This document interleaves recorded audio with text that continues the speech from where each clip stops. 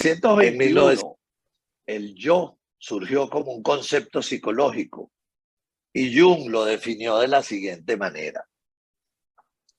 En la medida en que el yo es solo el centro de mi campo de conciencia, no es idéntico a la totalidad de mi psique, siendo simplemente un complejo entre otros complejos. Por lo tanto, discrimino entre el yo y el self, ya que es el yo el sujeto de mi conciencia, mientras el self es el sujeto de mi totalidad. De ahí que también incluya la psique inconsciente. En este sentido, el self sería una extensión no material que abarca e incluye al yo. Me corregí unas cositas aquí que me enviaron. Ok.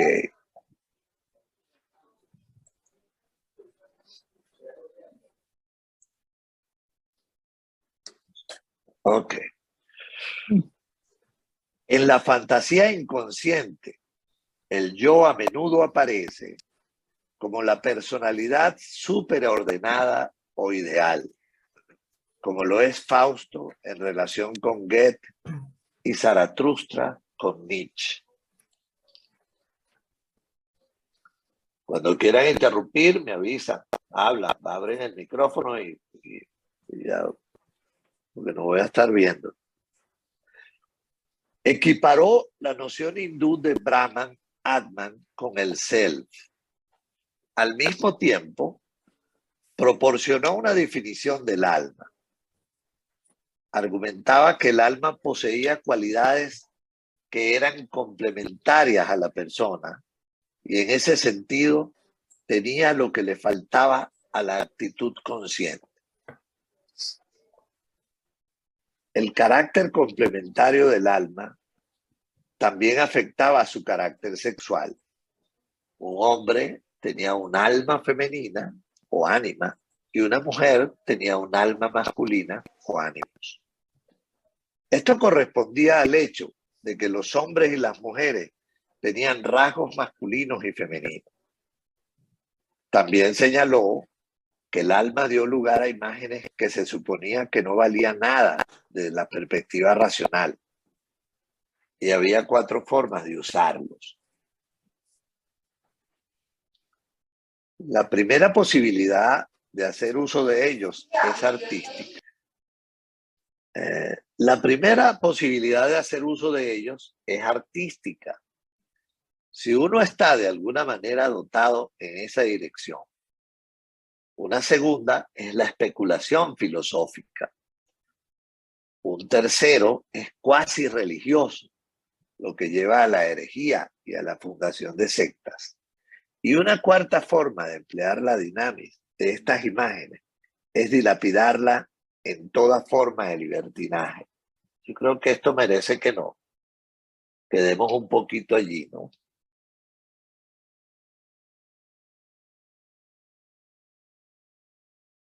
¿Qué les parece?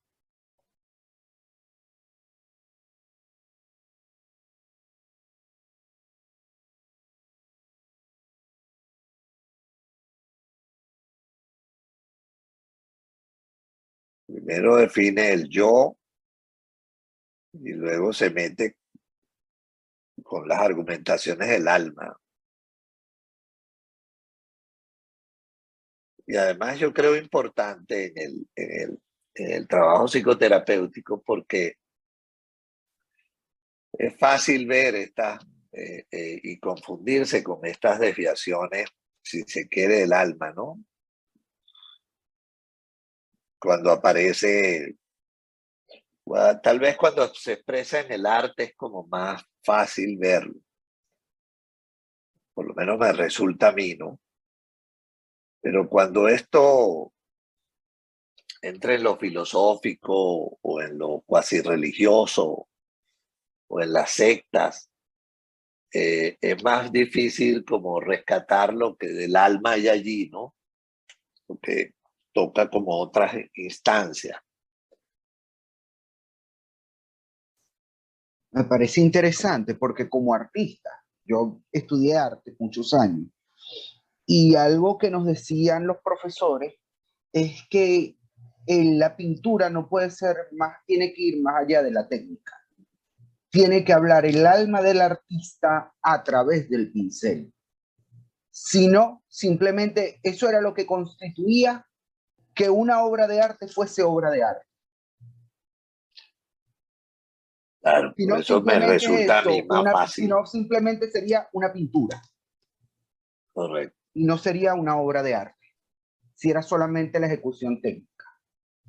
Pero lo mismo pasa en la música o en el Ajá. teatro o en el actor o en todas esas cosas, ¿no? Por eso a mí me resulta más fácil ver la expresión del alma en esas cosas, Completamente de acuerdo. claro, porque en la especulación filosófica, como entra todo el tema de la racionalidad, me parece que se pierde más, aunque es verdad que los filósofos más profundos también están expresando su alma a través de eso, ¿no? Los que pienso yo que quedan con su filosofía son legados, pues. Él lo menciona, Jung lo menciona con respecto a Schopenhauer y la comparación que hace entre un psicótico, la idea de un psicótico y la idea de Schopenhauer, ¿no? Cuando dice que Schopenhauer es idea, es una expresión, es un legado para la humanidad porque está hablando de una cosa que lo trasciende y es universal. Y el loquito que dice la misma idea, pues él está atrapado y perdido ¿No? en esa idea. Y sería lo mismo con Nietzsche, por ejemplo, con la Gaia Ciencia trascendió a Nietzsche o el mismo Zaratustra como obra. Bueno, Es la expresión del alma de Nietzsche, poniendo esos dos libros que para mí son como el eje de su, inclusive, más allá del mismo anticristo, me parece que es una expresión de lo que era él. sí, eso se discute mucho sobre Nietzsche, ¿no? Cómo expresó, ¿no? Por ahí. Pero eso también puede llevar a la, a la fundación de sectas y a la herejía. El mismo Nietzsche al final, bueno, eh, se pierde un poco en eso, ¿no? En su propia patología, en sus propias cosas, ¿no?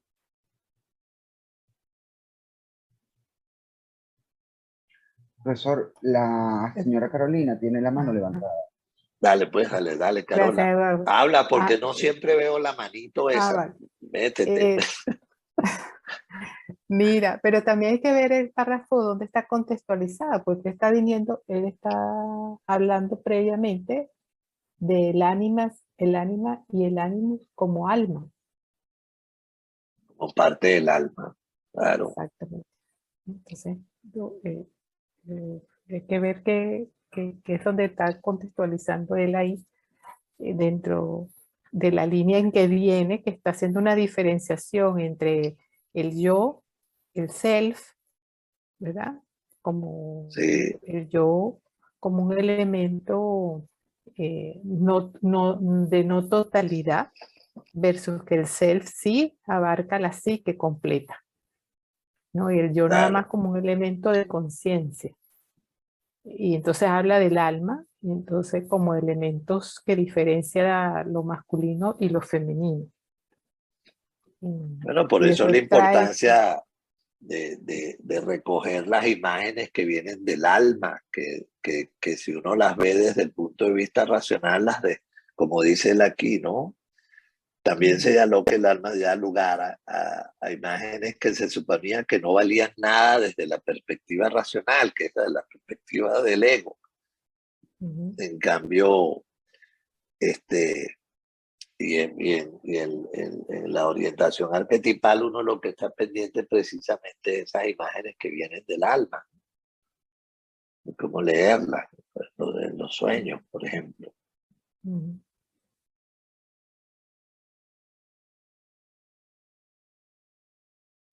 Entonces él dice, desde esta perspectiva, La utilización psicológica de estas imágenes representaría una quinta vía.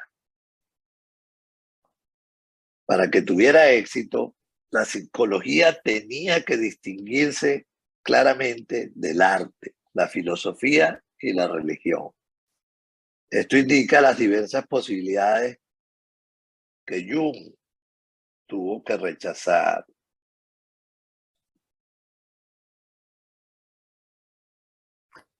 Sí. Sí, ahí lo complementa, ¿no? Claro, lo que está prácticamente es tratando de, ¿cómo se llama? Evitando de que la psicología quede tomada por una de estas cuatro vías y trata de extraer la psicología como un elemento diferencial, que no es arte, no es religión y no es sectarismo, No es filosofía. no es filosofía, ¿no?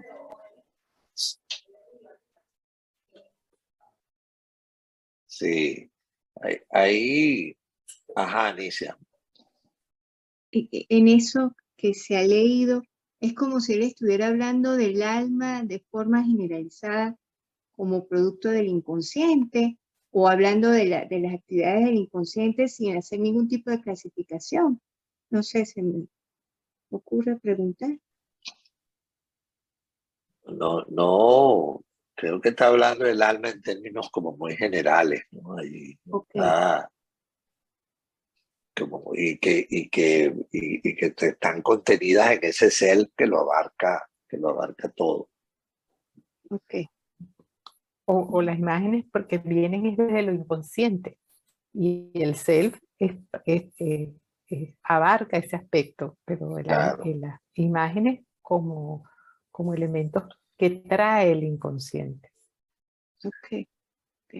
Y tal vez haciendo el énfasis en cómo diferenciar todo ese material primero del ego, que el ego no es el centro de la conciencia, o el ego tal vez como el centro de la conciencia, pero no como el centro de la psique, por decirlo, que sí es el ser para él. A mí me parece algo de lo más difícil, el tema de, ¿no?, cómo escuchar el alma, ¿no? Porque, pues, aquí como vamos viendo, siempre hemos visto que, como lo has definido en esa 1921, que la parte, el alma como una connotación de una masculinidad o una feminidad depende del sexo que tuviésemos, y ahora pues estamos un poco en esto, ¿no? Viendo que parece que ese alma tiene, y tenemos esas funciones masculina o femenina todos, y esa connotación, bueno, está un poco en esa, hasta donde entiendo, como en esa diferenciación que hacen a veces, hasta donde el alma realmente es una ente diferente a esa manifestación femenina y masculina que tanto nos confunde, ¿no? Pero que por el estereotipo de donde venimos hasta hace tan poco tiempo, pues es muy difícil desligarlo, y didácticamente por ahora nos funciona, pero siempre nos perdemos un poco por ese lado, creo yo. Y siguiendo un poco la línea de la lectura, recuerdo que en esto, ay, espérate un segundito,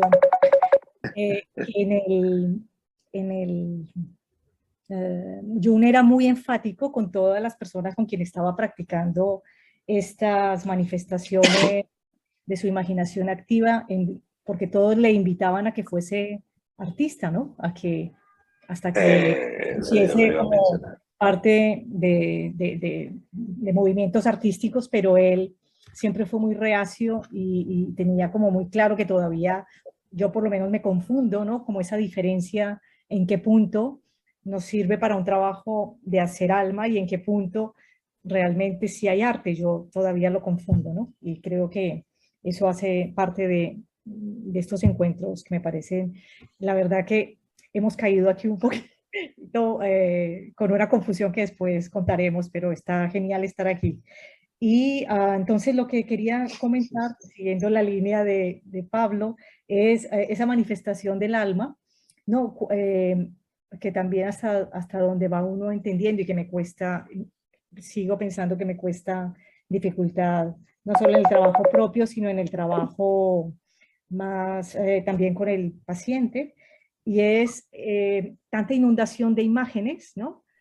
Tanto del saber del terapeuta como las que ya trae recorridas el paciente, donde realmente son imágenes del alma y donde son imágenes que todos traemos de esta gran momento, Esta inundación. ¿no?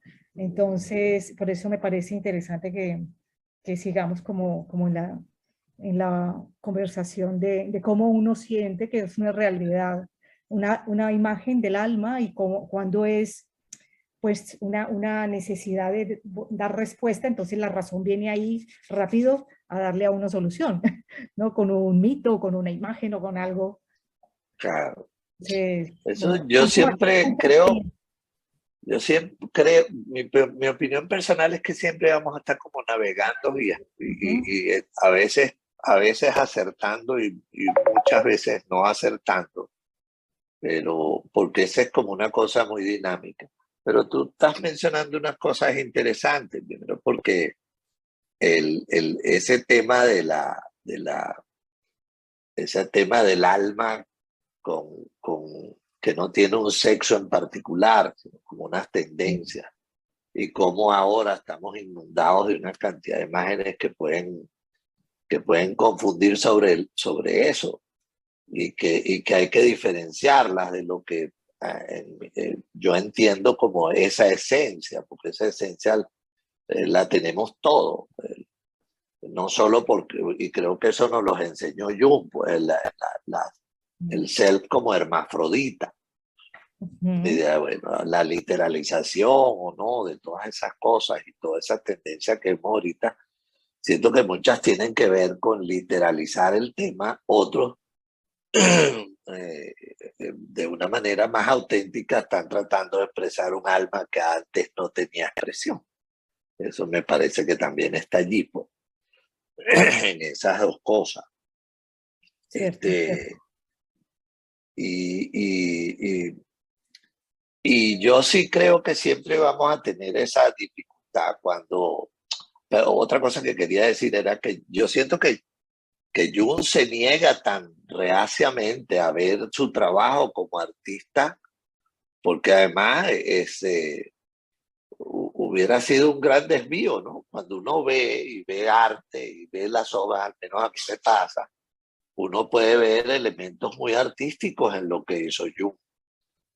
Y yo creo que el que él se haya empeñado en ceñirse más a la búsqueda que más le interesaba, que era lo psicológico, es lo que nos ha permitido diferenciar algunas cosas.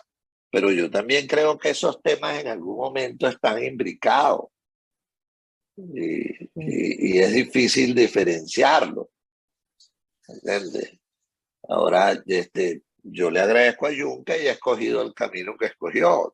También por eso de alguna manera estamos aquí. Pero es difícil decir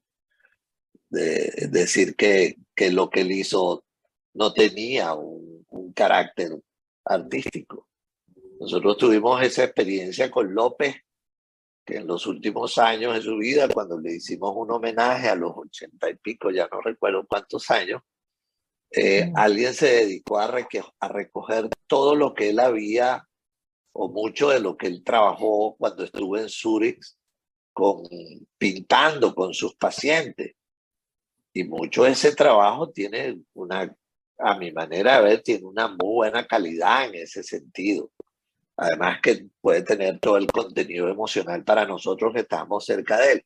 Pero ahí había un trabajo que yo creo que fue muy serio para él y que él simplemente guardó durante, qué sé yo, 40 años más o menos, ¿no?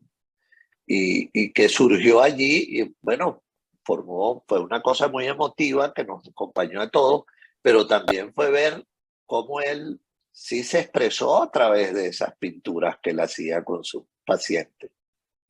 De una manera, no, yo creo que no solo psíquica, pues. Por eso es que ahora bueno, que no somos Jung y que estamos distantes de eso y que podemos leer de una manera mucho más decantada todo eso, yo particularmente pienso que si hay una cosa que puede ser artística sin dejar que tenga el valor psíquico que tiene. Y uno lo ve ahora cuando muchos artistas y el arte abstracto especialmente, bueno, es analizado desde ese punto de vista, o lo que decía Eduardo, pues, como sus maestros le decían, si no hay alma en lo que pinten, no es pintura, o es solo pintura, no es un arte. Y yo creo que eso va a estar siempre allí, pues. Mira, Ricardo está con la mano levantada, Pablo. Vale, Ricardo. No, bueno,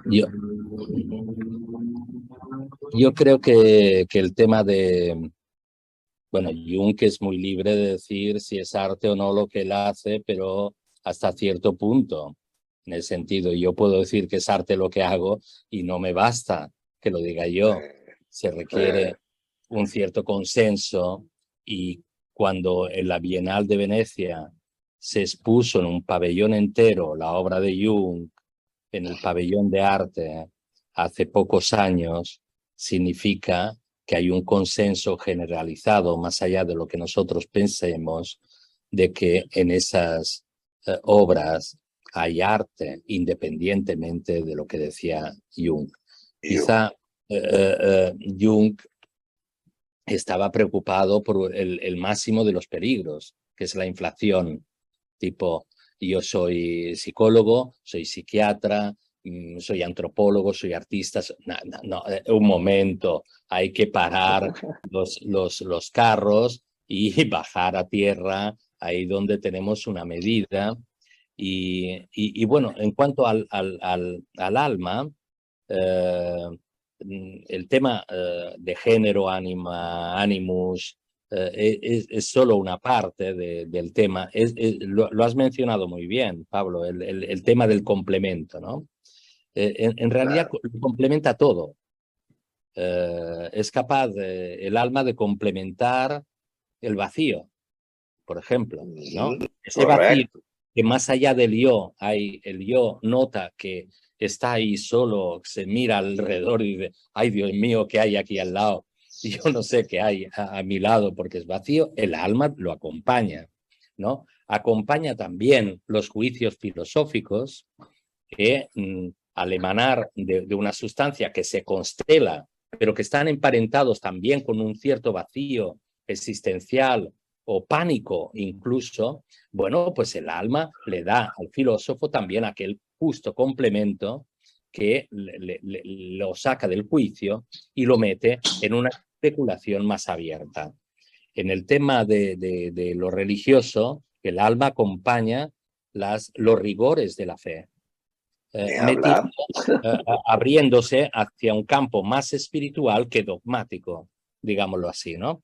Y en el caso del libertinaje que nombraba él mismo, claro, las normas de lo que es correcto y no en ese término, también el alma es capaz de acompañar en su apertura todo tipo de complemento. Complementa el vacío, complementa la muerte, complementa cualquier dogma, complementa cualquier idea que queramos nosotros apresar y complementa los conceptos, rellenándolos de ese halo metafórico que les hace poder estar ahí y ser comprensible, porque sin metáforas no nos vamos a comprender. Quiere decir, todo acabará por ser como una lanza, ¿no? Como no, que el arquetipo es esto, que no, que es una coma más allá, que no. Pero si lo entendemos todo, lo que es más, si lo entendemos metafóricamente, lo entendemos más fácil.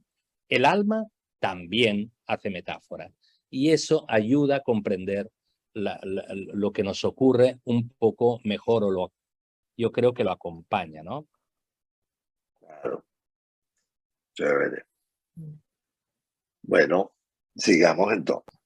En términos de publicaciones, los años siguientes fueron algunos de los más tranquilos en la carrera de Jung. Contribuyó a un simposio en la Sociedad Británica de Psicología, la cuestión del valor terapéutico de la reacción, en 1921, y en 1922 dio la publicación de una conferencia a la Sociedad de Lengua y Literatura Alemana en Zúrich sobre la relación de la psicología analítica con las obras de artes literarias. No hubo nuevas publicaciones en 1923 ni en 1924. Ok, ahora vamos a entrar en los viajes.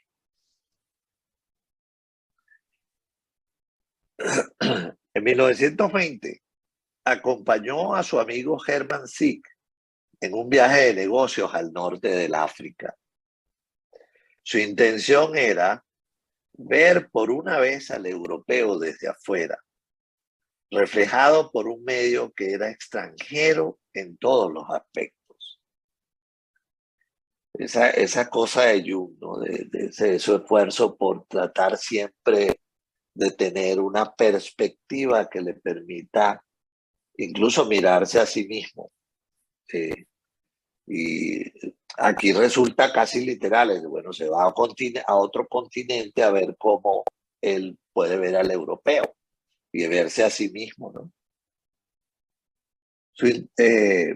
Sostuvo que la única manera de comprender las propias peculiaridades nacionales era tomando conciencia de cómo lo veían los demás. Por lo tanto, viajar era la puerta de entrada a una red de psicología comparativa, que aquí tengo un error. Dada su comprensión de la estratificación histórica del inconsciente colectivo, sus viajes geográficos fueron una forma de viaje filogenético en el tiempo. Claro, y África podía implicar esas cosas y ya lo veremos en lo que va describiendo. ¿Por qué? Una cosa que él todavía no tenía tan estructurada como era ese criterio filogenético de la psique, ¿no? Y que él podía seguir a través de esta experiencia. África le causó una impresión abrumadoramente profunda. Significaba encontrarse con el pasado histórico como un presente vivo. A Emily Mettner le escribió en marzo: lo más misterioso aquí son las noches de la luna creciente, que van de una claridad indescriptiblemente plateada a través del cielo oscuro y claro de África.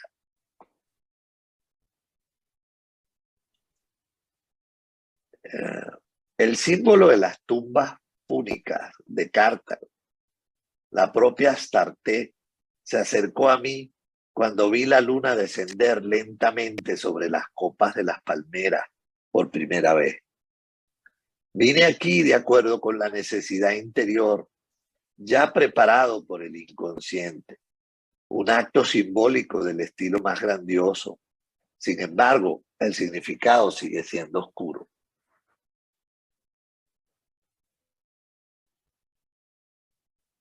Jung sintió que las personas con las que se encontraba tenían una intensidad de la que carecían los europeos.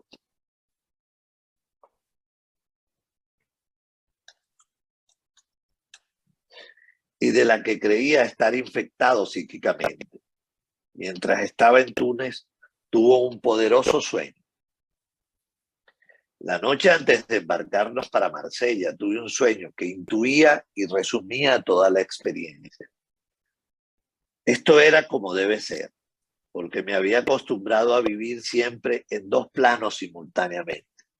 Uno consciente, que intentaba entender y no podía, y otro inconsciente, que quería expresar algo y no podía formularlo mejor que mediante un sueño. Soñé que estaba en una ciudad árabe y como en la mayoría de esas ciudades había una ciudadela, una cabash. La ciudad estaba situada en una amplia llanura y tenía un muro a su alrededor. La forma de la pared era cuadrada y había 4 puertas. La cabaña en el interior de la ciudad estaba rodeada por un amplio foso, que no es realmente como es en los países árabes. Me paré frente a una fuente de madera, a un puente de madera que conducía sobre el agua a un portal oscuro en forma de herradura, que estaba abierto. Ansioso por ver la ciudadela desde el interior, también salía el puente cuando estaba a mitad de camino.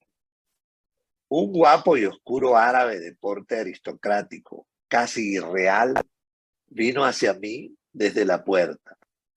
Sabía que este joven era el Burnus Blanco, era el príncipe residente de la ciudadela. Cuando se acercó a mí, me atacó e intentó derribarme. Luchamos. En la lucha nos estrellamos contra la barandilla. Se dio y ambos caímos al foso, donde intentó empujar mi cabeza bajo el agua para ahogarme. No, pensé, esto va demasiado lejos. Y ahí empujé su cabeza bajo el agua. Lo hice aunque sentí una gran admiración por él. Pero no quería dejarme matar. No tenía intención de matarlo. Solo quería hacerlo inconsciente e incapaz de pelear. Entonces la escena del sueño cambió y él estaba conmigo en una gran sala octogonal abovedada en el centro de la ciudadela. La habitación era toda blanca, muy sencilla y hermosa. A lo largo de las paredes de mármol de color claro, habían divanes bajos y ante mí en el suelo yacía un libro abierto con letras negras escritas en magnífica caligrafía, en pergamino blanco lechoso. No era escritura árabe, más bien me parecía la escritura uiguriana del Turquestán occidental, que me era familiar por los fragmentos maniqueos del Tufán. No conocía el contenido, pero sin embargo tenía la sensación de que este era mi libro, que lo había escrito. El joven príncipe con el que acababa de luchar se sentó a la derecha de mí en el suelo. Le expliqué que ahora que lo había vencido, debía leer el libro, pero se resistió. Coloqué mi brazo alrededor de sus hombros y lo obligué, con una especie de amabilidad paterna y paciencia. Al leer el libro sabía que esto era absolutamente esencial y finalmente cedió. En retrospectiva, Jung reflexionó de la siguiente manera sobre este sueño. Pero no sé si quieren hacer algún comentario sobre el sueño. O sigo leyendo la interpretación que él le da. No veo manitos levantadas, puedo seguir. Así. En este sueño, el joven árabe era el doble del orgulloso árabe que había pasado junto a nosotros sin un saludo.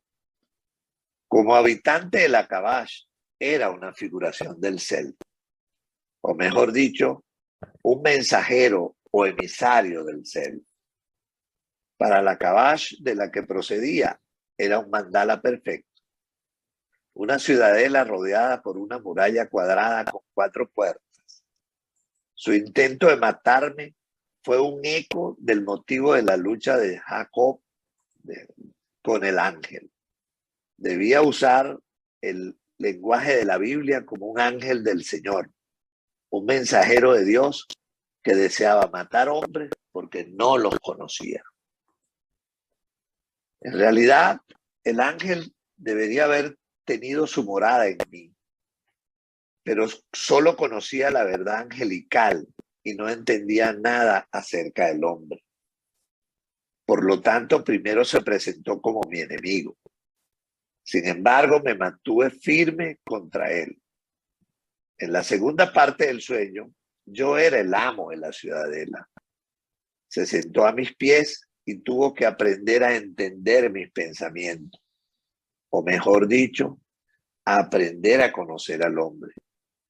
Obviamente, mi encuentro con la cultura árabe me había golpeado con una fuerza abrumadora.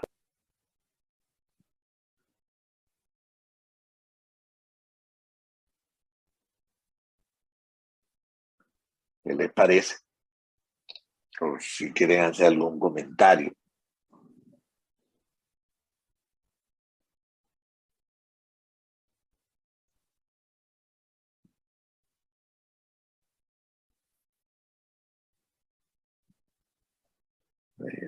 Hay una cosa aquí interesante que a mí me parece, pues, cuando él se plantea tomar distancia del europeo y tratar de verlo como desde otro lugar, con otros parámetros, con otros criterios, y dejarse tomar por eso, o dejarse inundar, o dejarse afectar por eso. A mí me parece muy valioso esa posibilidad, que creo que la recoge este sueño, la recoge lo que él lee de su propio sueño.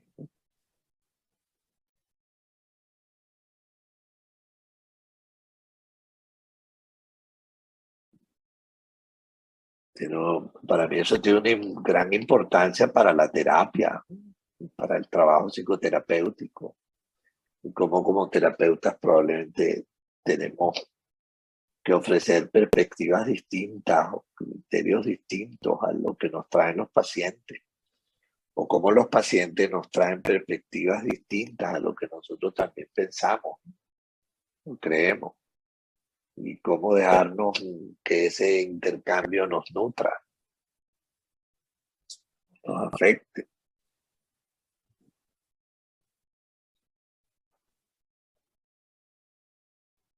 No solo que haya un intercambio, sino creo yo que lo que yo veo muy valioso de las diferentes perspectivas o amplificaciones, ¿no?, que se hacen ahora que nombras el tema en el setting terapéutico, es también que mostrando la diferencia es más fácil diferenciar lo que se es, ¿no? No solamente otras posibilidades de ser, sino realmente esto mismo que dices, ¿no? El alejarse del lugar. Y había una frase que la leí comentando que era, él se alejaba para que otro le dijera cómo lo veía, ¿no? A través de, porque otro que es diferente, pues ve cosas diferentes. Y vemos un poco lo mismo, pues vemos los mismos prejuicios o las mismas formas, ¿no? Puede haber más, bueno, no sé cómo entra aquí la proyección ahora, pero creo que es algo diferente a la proyección, ¿no? Es realmente que impone la diferencia real de que hay algo diferente, ¿no? O todo ese pasado que estaba vivo y él también pudo verlo mucho más claro, ¿no? Eso pienso que también era importante esa diferencia. Salvando las distancias, a mí que me ha tocado en este proceso vivir unos años en Estados Unidos y ahora aquí en España, ¿no? Yo siento que todavía yo tengo que procesar una cantidad de cosas del impacto que eso ha sido psíquicamente para mí y de lo que yo puedo ver de mí como venezolano también, desde estas distancias, ¿no? De este lugar. Y creo que hay sueños y hay cosas que me hablan de eso. Que creo que por eso me gusta eso que dice, bueno, cómo ver lo de la proyección aquí, ¿no? Entonces, más bien, yo siento que a mí me ha permitido recoger proyecciones que tenía como venezolano, que puedo diferenciarlas ahora que antes no podía, porque estaba demasiado imbuido en mi vida, pues, como venezolano.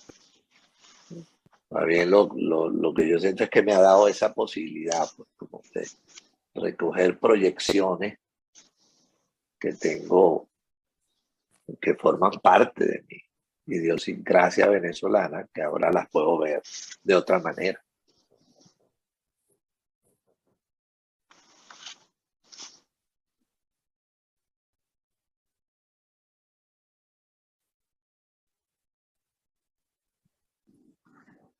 Encontrando a Wotan, no para otra cosa. El sueño continuó resonando para Jung, y 2 años después de su regreso a Europa, se encontraría con la figura nuevamente. En una fantasía del 6 de enero de 1922, su alma vio y describió la figura e informó a su yo que la figura era un dios y que volvería a saber de él. El dios necesitaba escuchar de él, ya que de lo contrario, ambos no podrían vivir. Su alma informó a su yo que alcanzaría al dios nuevamente a través de la soledad, junto con la reverencia por el sol, la luna y la tierra, que representaban lo masculino, lo femenino y el cuerpo respectivamente. Un año más tarde, cuando ya estaba en Castañola, la figura regresó una vez más. Había estado con los muertos y había visto los muertos de Jung, sus perros y su padre. Declaró que era un vagabundo y cambió la forma en que apareció. Sin embargo, quería saber quién era realmente y le pidió al yo de Jung que le dijera esto, ya que lo liberaría. Al día siguiente, el yo de Jung le preguntó a su alma por él. Ella indicó que la primera vez que lo vio, él tenía una belleza aterradora, como Dioniso. En la segunda ocasión, tenía una palidez mortal.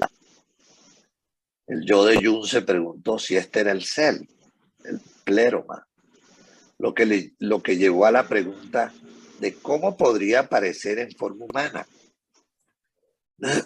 Además, no podía entender por qué quería ser superado y determinado. 2 días después, la figura regresó. Esta vez como un cazador barbudo, pelirrojo, envuelto en pieles de animales. La figura reiteró su pregunta pidiéndole al yo de Jung que le dijera quién era realmente. El yo respondió que él era un dios.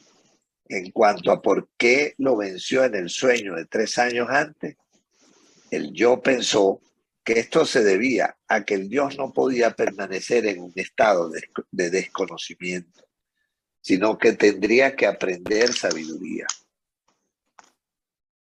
2 noches más tarde apareció de nuevo. Esta vez como un niño pubescente enfermo que había tomado la forma del hijo de Jung. El niño sufría de una erupción ardiente y solicitó tratamiento. La enfermedad había surgido de un sueño. El niño había estado usando una piel de lobo sarnoso y cazando con sabuesos. Había querido jugar con un cachorro de oso y contrajo la enfermedad de su pelaje de lobo. El yo de Jung le informó que este no era un lobo ordinario, sino un lobo espiritual que tenía la enfermedad y que esto no era un sueño ordinario, sino algo que realmente había ocurrido. El niño había sido su propio padre, el Barbarroja, el cazador de lobos y hombres. Años más tarde, recordando su encuentro con esta figura y describiéndola como un sueño, Jung señaló: de repente supe el cazador salvaje le había ordenado que se llevara un alma humana. Unos días más tarde escuchó la noticia de que su madre había muerto. Se dio cuenta de que era Wotan, el dios de mis antepasados alemanes, que había reunido a mi madre con sus antepasados negativamente a la horda salvaje, pero positivamente a los Salit Lut con ella, la gente bendita.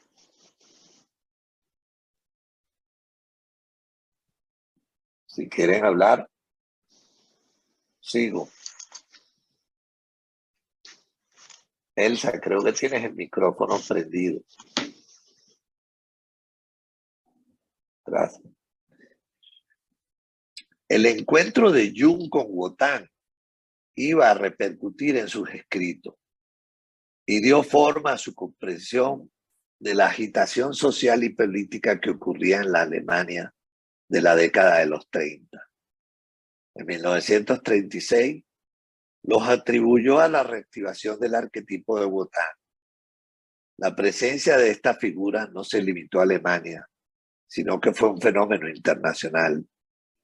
El resurgimiento de Wotan en el presente fue un fenómeno que él mismo había experimentado directamente. Como evidencia adicional para su hipótesis, se refirió a la elevación de Dioniso por parte de Nietzsche, afirmando que la evidencia biográfica que el dios que realmente tenía en mente era el primo de Dioniso, a saber, Wotan. Esta parte del argumento de Jung, que jugó un papel crítico en su comprensión de Nietzsche y de la lectura de Así habló Zaratustra en su seminario en la década de los 30, fue claramente moldeada por su propio encuentro con esta figura. En un seminario en febrero de 1936, Jung describió los atributos de Wotan de la siguiente manera. Es el dios de los oráculos, del conocimiento secreto, de la hechicería, y también es el equivalente de Hermes y Copompo. Y recuerdas que tiene como Osiris un solo ojo. El otro ojo es sacrificado al inframundo. Por lo tanto, es un símbolo extremadamente adecuado para nuestro mundo moderno, en el que el inconsciente realmente sale a primer plano como un río. Nos obliga a volver un ojo hacia adentro, hacia él, para que podamos estar adaptados a ese lado también. Ahora sentimos que el mayor enemigo nos está amenazando no desde fuera, sino desde dentro. Entonces, debido a todas sus cualidades, Wotan expresa el espíritu de la época hasta un punto que es extraño. Y esa sabiduría o conocimiento es realmente salvaje. Es la sabiduría de la naturaleza. Wotan no es el dios de los seres civilizados, sino una condición de la naturaleza.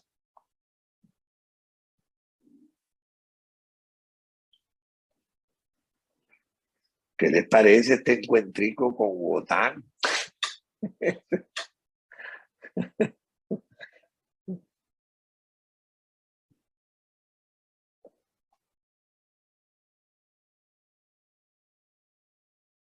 Además, me gusta mucho toda esa primera parte que es tan metafórica, como va describiendo el encuentro con las imágenes, el sueño, la sociedad, cómo eso se le vuelve a aparecer de otra manera con otras imágenes, como él es capaz de ir como quedándose con el extracto, que además tenía que ver con el contexto en el que él estaba viviendo.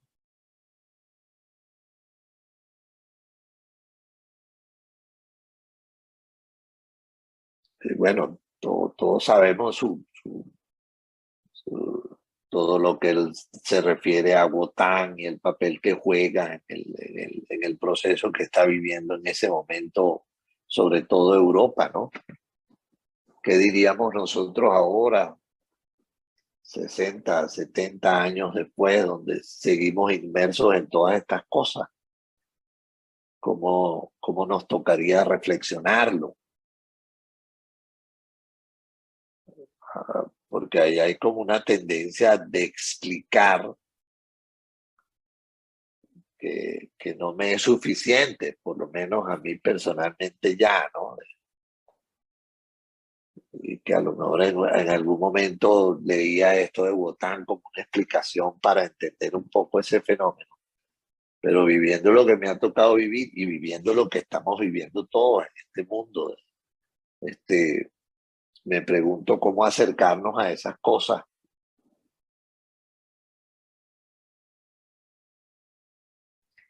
Es un poco también de lo que hablabas ahora, creo yo, de la proyección, porque esto mismo que se admira de él, ¿no? Que haga ese seguimiento de su alma y diferencie um, eh, todas estas figuras y personajes de su interioridad que están en un diálogo,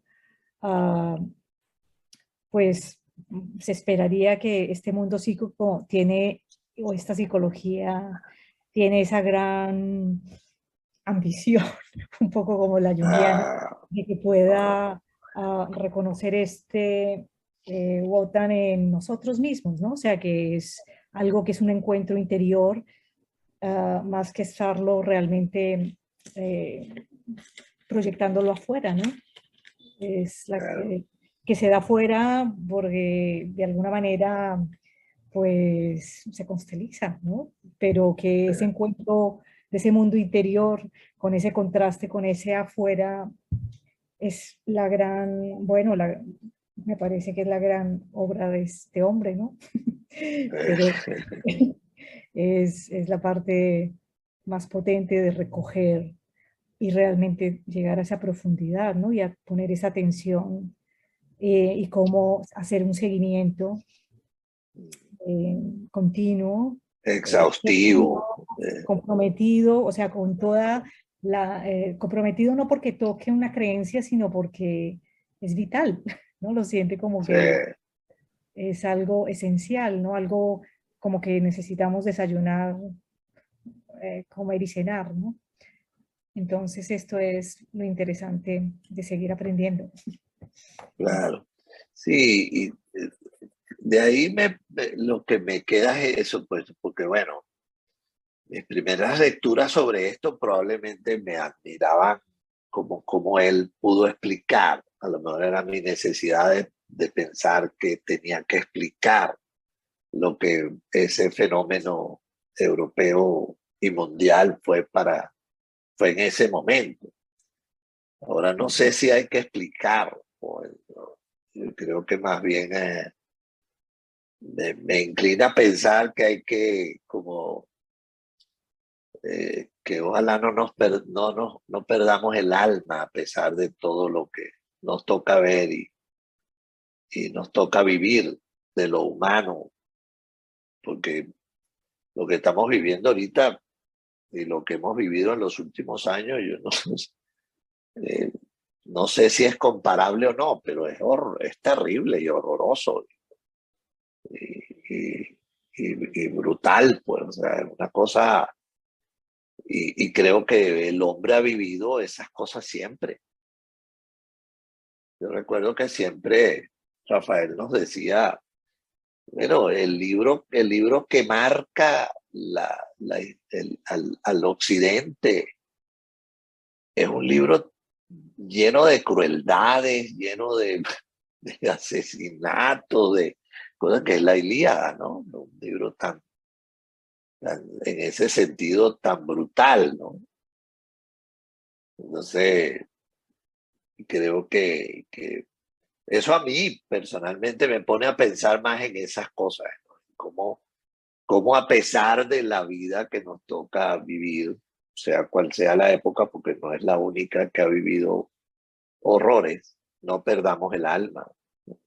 Con eso más por lo menos en este momento.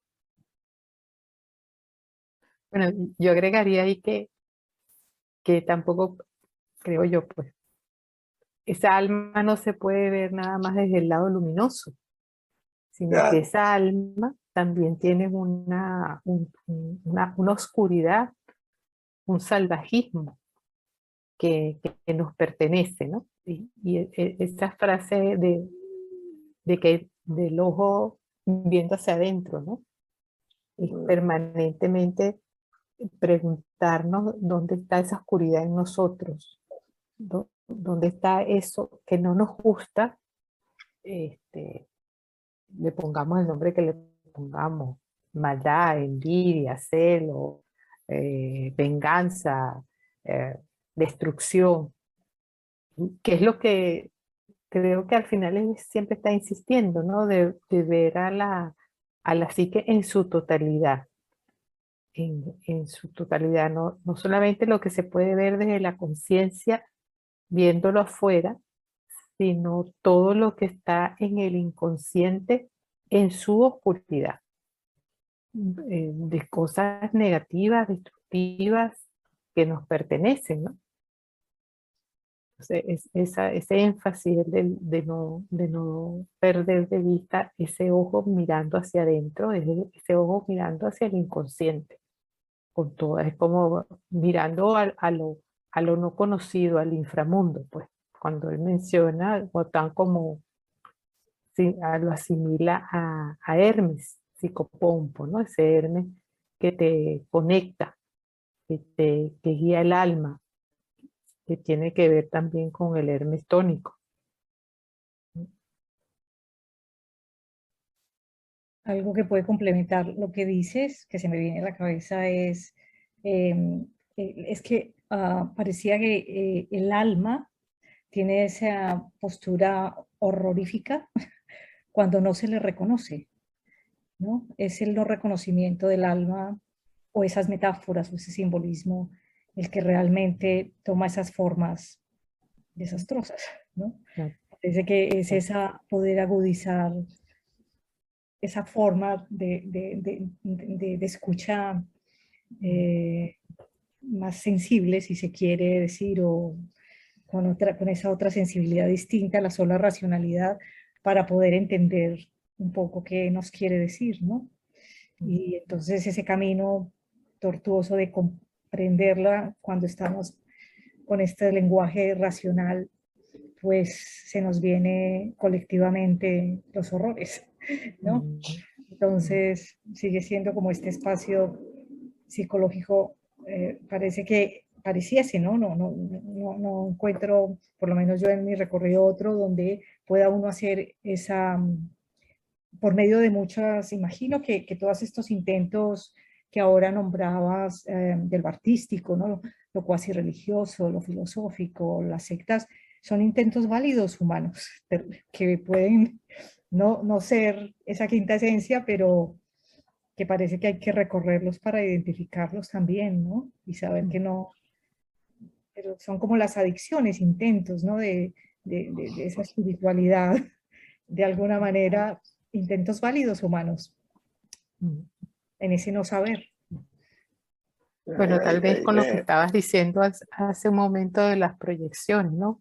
Que a lo mejor la quinta esencia es cuando justamente el poder recoger eso desde el punto de vista simbólico, intrapsíquico, porque puede ser el arte o puede ser lo que sea, pero ¿cuál es el simbolismo que nos está moviendo intrapsíquicamente a cada quien? Entonces, o está la lectura, la lectura directa, o está la cosa, el aspecto simbólico a través de las imágenes, ¿no?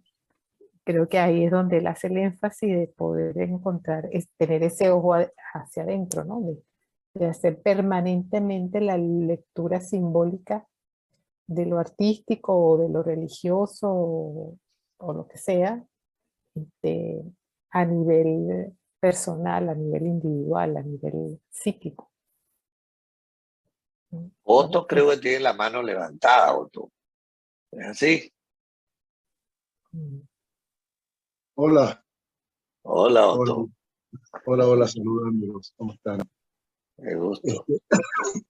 Aquí estaba escuchando esta parte de la historia de Jung y de sus escritos y de, bueno, lo que le tocó vivir a él en esos años tan terribles en que se tenía esa amenaza tan grande sobre todo Europa y ese permanente interjuego que él tenía entre poder ver, observar lo que estaba pasando en el mundo exterior, lo que estaba pasando en todo el continente, y al mismo tiempo, sin perder por un instante esa otra mirada hacia el interior, como han estado comentando. Ahora, de verdad que el poder darse cuenta uno y tomar para sí, porque bueno, es una interpretación que hacemos, hizo Jung, a lo mejor cada quien tiene un momento en estos tiempos que estamos viviendo una interpretación de qué arquetipo predominante está privando en el inconsciente colectivo de un pueblo, de una nación, de un continente. En ese momento Jung lo interpretó como Wotan. Nosotros que hemos estado pasando por toda esta situación en nuestro país, ahora cada vez se extiende más, nuestro continente, Europa, bueno, todo lo que está pasando, que lo sabemos de sobra. Jung da una interpretación, él se aproxima, ve, observa y dice, bueno, este es un renacimiento del arquetipo de Wotan, que está conmoviendo, sacudiendo, movilizando a todo un continente, a toda Europa, la historia que conocemos. Ahora, lo que justamente yo creo que lo que estábamos comentando de alguna manera, todos ustedes estaban comentando y yo aquí mismo pensando, cómo ante eso que estamos viendo objetivamente, hacia eso que hemos estado viviendo, y cómo no, el arquetipo se activó de esta manera, cómo nos está afectando y moviendo a todos nosotros y cada uno, ¿no? Esa otra mirada interior que estamos hablando. Y yo pensaba también que, así como Pablo ha tenido que se ha ido a Estados Unidos y se ha ido a España y ha tenido que dar sus vueltas, ¿qué hubiera pasado si Jung no hubiera estado relativamente protegido viviendo en Zúrich, en Suiza, en un país neutral, que, bueno, por tradición histórica, Suiza ha tenido la sabiduría de mantenerse neutral en medio de muchos grandes conflictos? Muy inteligentes, por supuesto, los suizos. Siguen haciendo negocios, pero siguen neutrales. Bueno, es otra historia. Y, ¿qué le hubiera pasado a Jung? ¿Qué hubiera pasado con él si hubiera vivido en Alemania, hubiera estado en cualquier universidad, en cualquiera de las grandes ciudades alemanas? Por ejemplo, ¿cómo hubiera sido cómo lo hubiera, imposible, por supuesto, que esto es una fantasía, algo que uno puede imaginar. O, bueno, a lo mejor en algún otro país afectado, a lo mejor hubiera vivido en Francia, hubiera vivido en Polonia, por ejemplo, cuando la invasión de los nazis y los rusos posteriormente. Entonces, bueno, para suerte de todos nosotros y de los que hemos podido aprender de sus enseñanzas, Jung era suizo y vivía en Suiza. Y eso, afortunadamente, lo protegió de alguna manera para poder mantener esa postura de seguir observando tanto la mirada del mundo exterior, no perderse, y la mirada hacia su mundo interior. Y ahora nos está pasando a nosotros. Bueno, si nos quisiéramos hacer una lectura de qué arquetipos, qué dioses, qué está afectando más al inconsciente colectivo y moviendo a nuestros países, a nuestras naciones, Venezuela, todo, ahora Colombia y todos los que vienen por ahí. Bueno, ok, sí, nos damos cuenta, miramos, pero igual seguimos nosotros en nuestro mundo interior y viviendo y padeciendo y sufriendo, y eso es lo que nos ha tocado vivir, ¿no? Claro, claro. Por eso pensaba que también es como no solo tomar conciencia de que ese lado oscuro existe, sino que ese lado, eso convive con uno y vivimos con él.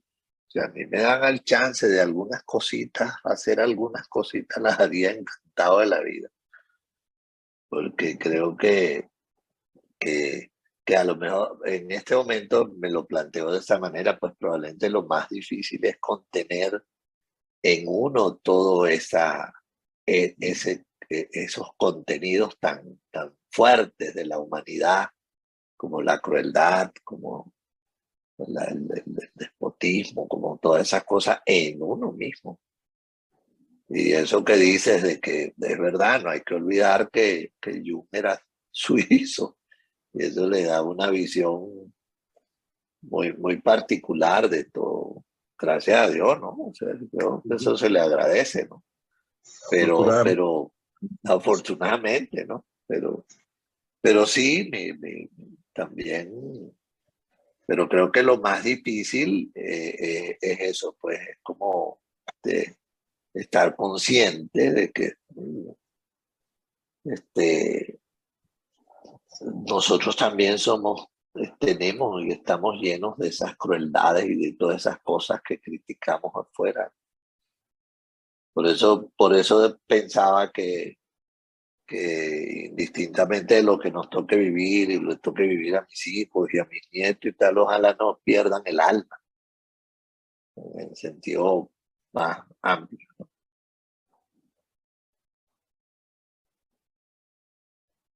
Sí.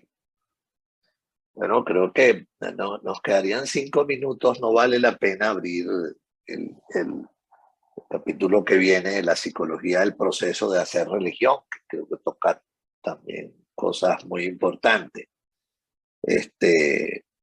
Y creo que, bueno, estos dos últimos que leímos son lo suficientemente densos como para que nos dé bastante información para reflexionar, soñar y sacar y ver qué nos pasa, ¿no?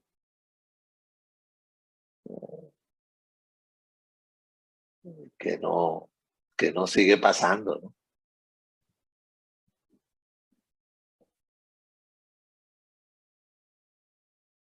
Creo que... Ricardo, levantaste la mano. No,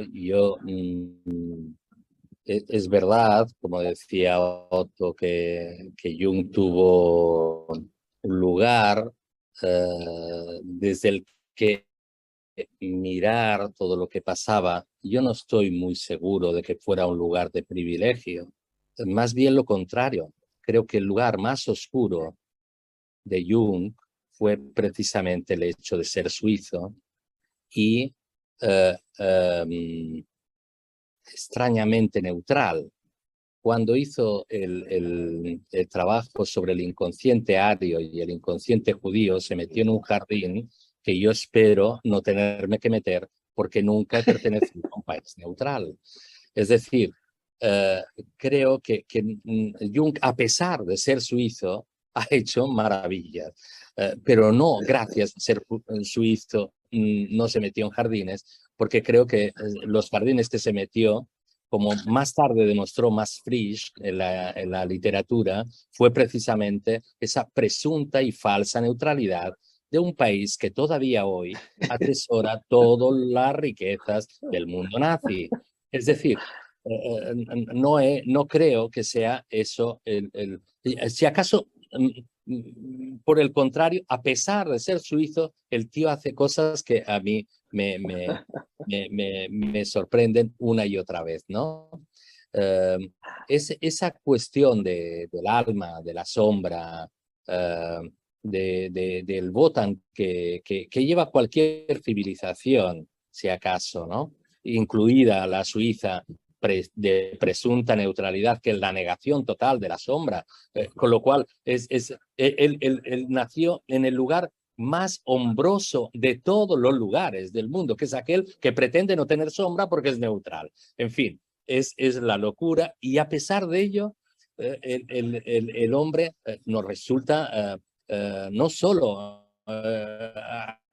acaba siendo un indígena, acaba siendo negro, acaba siendo... Pero esto digamos, que es el lugar de la quiebra suya, psíquica, que fue precisamente el lugar más rico que podemos transitar junto con nuestros pacientes, que es el lugar donde, al no haber lugar, no hay inflación, el yo y el alma tienen que dialogar por fuerza, y algo de vida aparece, ¿no? Pero bueno, solo quería hablar un punto de esto del país neutral. Y solo, de la solo neutralidad de un país.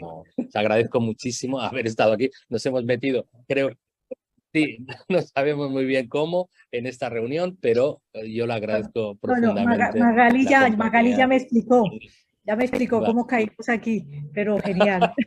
No, es que nos No, había hablado de los encuentros de López Pedraza, Teoría del caos. claro, claro. ¿vale? Pero vemos que este es, ya me explicó que es cada segundo viernes es contigo y cada cuarto de López Pedraza.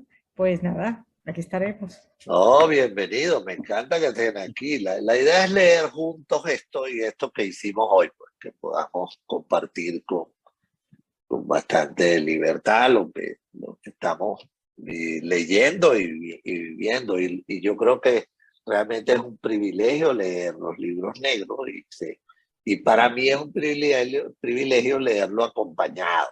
Nunca quise leerlo solo y creo que yo estoy muy agradecido por la compañía que me hacen leer esto. Bueno,